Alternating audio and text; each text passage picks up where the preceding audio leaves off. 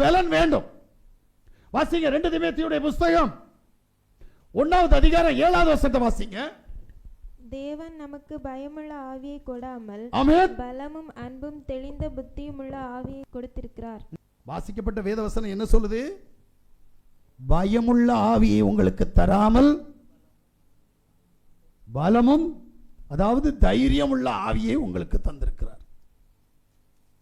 பிசாச பார்த்தா பயம், பார்க்காமலே பயம். இருக்கிறாங்க பாருங்க ஒரு வீட்டில், கேட்டா விசுவாசி, தனக்கு வீட்டில் ராத்திரி 1 மணிக்கு இருக்கிற அறையிலிருந்து இன்னொரு அறைக்கு போறதுக்கே பயம். யாசுவா கேட்டா இவங்க எல்லாம் யாசுவா மீசியாவுடைய பிள்ளையாம். இவன் அப்ப என்ன ஆவியை பெற்றிருக்கிறான்? பயமுள்ள ஆவியையா இல்ல தைரியத்தின் ஆவியையா? யோசிக்கணும். ஆமென். ராத்திரி ஒரு அர்ஜென்ட்டுக்கு இருக்கிற ரூம்லேருந்து ஒரு சின்ன ஒரு ரூம் இருக்குல்ல, அந்த ரூமுக்குள்ளால ஒரு சின்ன ஒரு அந்த ரூமுக்குள்ள போகணும்னாலே பயம். அதான் அதான் அதான் மக்களை இங்க வா, என் கூட இங்க நில்லு, நான் உள்ள போயிட்டு வந்துடுறேன். என்ன பயம் எதுக்குன்னு கேட்கிறேன். அப்ப நீ என்ன ஆவி பெற்றிருக்கிற? எதுக்கு இந்த வேதத்தை தூக்கி நடக்கிற? ஏன்னா இந்த வேதத்தினுடைய மூல ஆயுதமே, இந்த வேதத்தினுடைய ஆக்கியோனே பரிசுத்த ஆவியானவர். இந்த பரிசுத்த ஆவியானவர் உன்னிடத்தில் இல்லாமல் நீ எப்படி நீ பைபிள் வச்சிருக்கிற ஆராதிக்கிறேன்னு சொல்ற? வேதம் திட்டவட்டமா சொல்லுது. அந்த வசனத்தை திருப்பி வாசிங்க, 7வது வசனத்தை. தேவன் நமக்கு பயமுள்ள ஆவியை கொடாமல், நல்ல கேளுங்க, பயமுள்ள ஆவியை கொடாமல் பலமும் அன்பும் தெளிந்த புத்தியும் உள்ள ஆவியை தந்திருக்கிறார். அப்ப தெளிந்த புத்தி இருந்துச்சுன்னா எதுக்கு இங்க பயம் வருது? எதுக்கு? அப்ப உன்கிட்ட இது வரைக்கும் நீ தேவ சமூகத்தில் வந்து பைபிள் கத்துக்கிட்டேன், ஆராதிக்கிறேன், நான் தேவனுக்குள்ள இருக்கிறேன்னு சொல்றது எல்லாமே போய் தானே. ஏன்னா உனக்கு இன்னும் தைரியம் வரலையே. பரிசுத்தாவியினுடைய வல்லமை, பரிசுத்தாவியினுடைய நிறைவு ஒரு இடத்தில் வந்திருந்தால் நீ பயப்பட்டிருக்க மாட்ட. அன்பு பரிபூர்ணமாய் உன்கிட்ட இருக்கும். இருக்குதா? எத்தனை பேர்ட்ட அன்பு இருக்குது? அந்த அன்பு யார்கிட்ட காமிக்கிறோம்? நமக்கு உதவி செய்கிறவன் 1வது, 2வது உறவு முறையான் 2வது, 3வது அதிகாரி, இவங்கள்ட்ட தானே அன்பு காட்டுறோம். எனக்கு இவர்களால் ஒன்றுக்கும் உதவ முடியாது, என்னிடத்தில் இவர்களால் ஒரு உதவியை செய்து தர முடியாது, இப்படிப்பட்டவன்ட்ட யாராவது அன்பு காட்டுறீங்களா? முடியுமா உங்களால? ஏன்னா நான் இன்னைக்கு 5 ரூபா கொடுத்தா நாளைக்கு அவன் 10 ரூபா தருவாங்க. இந்த உலகம் இப்படித்தான் இருக்குதுங்க. ஒருவனுக்கு ஒருத்தன் உதவி செஞ்சால் அடுத்த உதவியை திரும்ப எதிர்பார்க்கிற காலம் இது. எதிர்பார்க்கிற மனிதர்கள். நான் என்ன சொல்ல வரேன்னா, என்னுடைய வேதம் என்ன சொல்லுதுன்னா, உனக்கு உதவி செய்ய முடியாதவர்கள், கைவிடப்பட்டவர்கள், அனாதைகள், திக்கற்றவர்கள், பணம் இல்லாதவர்கள், ஏழைகள், இவர்களுக்கு நீங்கள் உதவி செய்வீர்களே ஆனால் இந்த உதவி தேவனுக்கே செய்திருக்கிறது. அதனால்தான் தேவன் சொல்றார், அனாதையாயிருந்தேன், திக்கற்றவனாயிருந்தேன், ஆஸ்பத்திரியில் படுத்திருந்தேன், சாப்பிடுறதுக்கு ஆகாரம் இல்லாமல் இருந்தேன், நீ என்னை காண வரவில்லை. கேட்கிறாங்க, ஆண்டவரே உமா நாங்க எப்ப சாப்பாடு இல்லாம இருந்தது, நீர் எப்ப நோய் வாய்ப்பட்டு மருத்துவமனையில் படுத்திருந்தீர். வசதி உள்ளவன்னு பார்க்கறதுக்கு சொல்லல, உனக்கு 5 காசு கூட உதவி செய்ய முடியாதவன், நீ செய்த நன்மைக்கு நன்றி சொல்ல தெரியாதவன், அப்படிப்பட்டவனுக்கு நீ உதவி செய்யணும், கைமாறு கருதாமல் செய்யணும்னாரு. செய்றியா? அப்ப அன்பு இல்ல.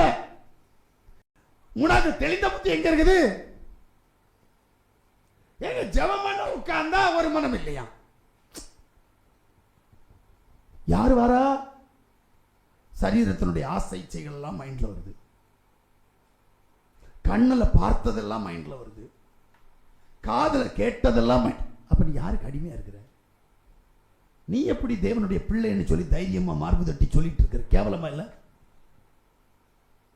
நீ ஒரு நாளும் தேவனுடைய பிள்ளையா இருக்க முடியாது. உண்மையிலே ஒரு 10 நிமிஷம் எந்த சிந்தனை இல்லாம சும்மா இருக்க முடியுமா? 10 நிமிஷம் இல்லை,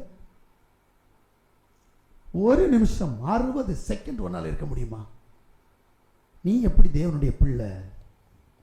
பாஸ்டர் பாஸ்டர் நாங்கள் ஜெபம் பண்றோம், ஜெபம் பண்ற போது சிந்தனையெல்லாம் மாறிடுது. முடிஞ்சிச்சா?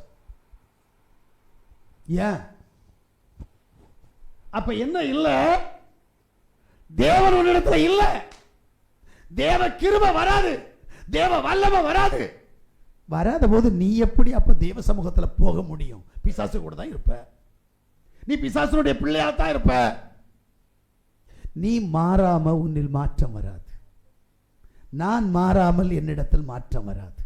நான் முதல்ல நினைக்கணும், எனக்கு இப்படி ஒரு மாற்றம் வேணும், இதற்காக நான் பிரயாசப்படணும்.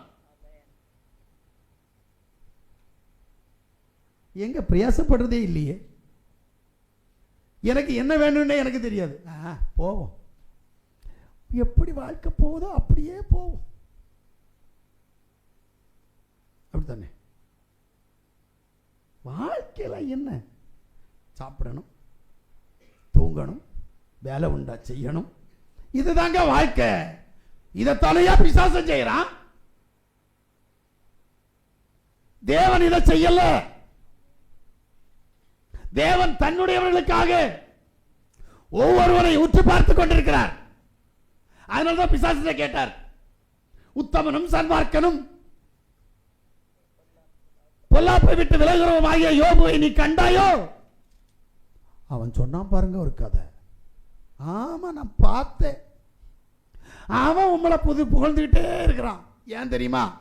நீர் அவனை வேலி அடைச்சு பாதுகாக்கிறீர். அதனால முடிஞ்ச ஒன்று செய்யும். அவன் உங்களை எப்படி தோற்றான்னு பார்ப்போமா? என்ன செய்யணும்? வேலியை மட்டும் எடுத்து தந்துடுவோம், நான் பார்த்துக்கிறேன் அவனை. தேவன் சொன்னார், நான் வேலியை எடுக்கிறேன், பரிசோதிச்சு பாரு. ஆனால் ஒன்னே ஒன்று, அவன் ஜீவனை மட்டும் எடுத்துடக்கூடாது. அவனை உயிரோட வைய, என்ன உபத்திரம் வேணாலும் செய்ய. அவன் ஏன் பிள்ளை, அவன் என்ன மறுதளிக்க மாட்டான், பார்க்குறியான்னு சேலஞ்சு பண்ணார். எங்க நீயும் நானும் எப்படின்னு கொஞ்சம் யோசிக்கிறீங்களா? நாமளும் தேவனுடைய பிள்ளைன்னு சொல்லிட்டு இருக்கிறோம். கேவலமா இல்ல? யோபுவுடைய 10 பிள்ளைகள் மரித்து போனார்கள். ஆஸ்தி அந்தஸ்துகள் எல்லாம் போச்சு. உடம்பு ஃபுல்லா வியாதி. கொஞ்சம் யோசிங்க. அவனை நம்பி அவனை அதிகாரி என்று நினைத்த அத்தனை பேரும் எள்ளி நகையாடுகிறார்கள். இறுதியா அவன் பொண்டாட்டி வந்து சொல்றா, நான் விதவை ஆயிடுறேன், நீ செத்து போ. எனக்கு விதவை கூட பரவாயில்ல, உன் கூட வாழ்றதே எனக்கு கஷ்டமா இருக்கு, செத்து போயிறேன். யோபு சொல்றான், தேவனிடத்தில் நன்மை அனுபவித்த நாம் தீமை வரும்போது ஏன் இப்படி மாறுகிறோம் என்று கேட்கிறான். அது பிள்ளையா, நீ பிள்ளையா? உன் சுயநலத்துக்காக வாழ்ந்துட்டு இருக்கிறியே. எத்தனை பேரை அதம் பண்ணிக்கிட்டு நான் வாழணும்னு நினைக்கிற. ஏன்னா நல்லா இருக்கணும், ஏன் வயிறு நிரம்பணும், ஏன் ஆசை நிறைவேறணும், இதுதாங்க வாழ்க்கை. தேவன் அதற்காக உன்னை அழைக்கல, தேவன் அதற்காக உன்னை வேர்திரிக்கல. தேவன் அழைத்த நோக்கம் பயம் மாறி தேவ பயத்தில் வாழணும். அன்பு, உன்னை விடவும் முடியாதவர்களிடத்தில் முழு இருதயத்தோடு அன்பு செய்ய வேண்டும். நீ புத்தீனம் இல்லாதவனாய், தெளிந்த புத்தி உள்ளவனாய், தெளிந்த புத்தி உள்ளவளாய் நீ வாழ வேண்டும் என்பது என் தேவனுடைய மனவிருப்பம். ஆனால் நீ எப்படி வாழ்ற? அப்புறம் எப்படி நீ தேவனுக்கு பிள்ளை? நிறைய பேர் சொல்றது, நான் கடவுளுக்கு அப்படி இருந்தேன், கடவுளுக்கு நான் இன்னெல்லாம் செஞ்சேன், கடவுள் ஏன் எனக்கு இது செய்யல, அப்ப கடவுளுக்கு என்ன வேண்டாமோ? வேண்டாம். ஒன்ன வச்சு அவர் என்ன செய்ய போறாரு? நீ என்ன இழந்திருக்கிற சொல்லு? அவர் தந்தது திருப்பி கொடுப்ப, வேற என்ன கொடுத்துட்ட? அவர் உனக்கு எதையோ கொடுத்தார், அதுல இருந்து கொஞ்சத்தை எடுத்து கொடுத்துட்டு நான் கொடுத்தேன் நான் கொடுத்தேன் நான் கொடுத்தேன்னு சொன்னா நீ என்ன பிசாசா? நீ தேவனுடைய பிள்ளையா இருந்தால் அந்த எண்ணம் வரக்கூடாது. ஆமென். நீ என்ன கொடுத்து தளர்ந்துட்ட? ஏங்க நீ கணக்கு பார்த்து கொடுத்துட்டு இருக்க தெரியுமா? அதனால தான் தேவன் உனக்கு கணக்கு பார்க்கிறாரு தெரியுமா? உனக்கு உனக்கு புரியல. நீ கணக்கு பார்க்க பார்க்க அவர் கணக்கு பார்ப்பார். அதான் உங்களுக்கு தானே தெரியும், முன்கடன் பின்கடன். அப்படித்தானே? இப்படி ஒன்று கொடுத்தா அப்படி ஒன்று கிடைக்கும், அப்படித்தானே யோசிக்கிறோம். அப்ப அவர் உன்கிட்ட கணக்கு பார்ப்பாரா இல்லையா? நீ என்ன நினைக்கிற, நான் மட்டும் தான் கணக்கு பார்ப்பேன், அவர் பார்க்க கூடாதுன்னா? ஹலோ, நீ கொடுக்கிறது அவருக்கு ஒண்ணுக்கும் உதவாது. நல்லா புரிஞ்சுடுங்க, ஒண்ணுக்கும் உதவாது. ஆனா அவர் கொடுக்கறத வச்சுதான் நீ வாழணும். உயிர் வாழணும்னாலே அவர் கொடுக்கணும் பலன். அவர் சுவாசம், அவர் ஜீவனை உனக்குள்ள கொடுத்தா மட்டும்தான் நீ வாழ முடியும். இதுக்கே நன்றி சொல்ல மாட்டேங்கிற, தெரியுமா உனக்கு? நான் யோசிக்கிறேன், மூச்சை இழுத்துட்டு மூச்சை விடுறேன் பார்த்தீங்களா? விட்ட மூச்சு மறுபடி வரலன்னா நான் பிணம். எங்க வேற மரணம் ஒன்றும் இல்லைங்க. உள்ள போற சுவாசம் வெளியில வந்துச்சு, வெளியில போற சுவாசம் உள்ள வரலன்னா நான் பிணமாயிடுறேனே. என் தேவன் எனக்கு ஏற்ற சுவாசத்தை வெளியில் வைத்திருக்கிறார். இந்த அறையை பூட்டி போட்டோம், இவ்வளவு பேர் இருந்து சுவாசிக்கிறதுக்கு சுவாசத்தை உள்ள வச்சிருக்கிறார்ல.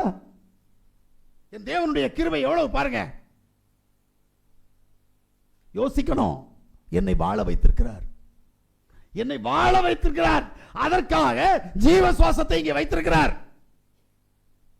அந்த ஜீவ சுவாசத்தை எனக்கு கொடுத்தபடியினால் நான் வாழ்ந்து கொண்டிருக்கிறேன். இந்த நன்றி கடனும் கூட இல்லாத வேற யாரோ இருக்கிறோம் நம்ம.